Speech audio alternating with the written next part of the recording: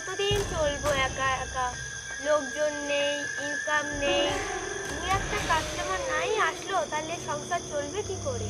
হচ্ছে একটা লোক আসছে, আজকে একে বাগে আনতে হবে আর এর কাছ থেকে অনেক টাকা নিতে হবে।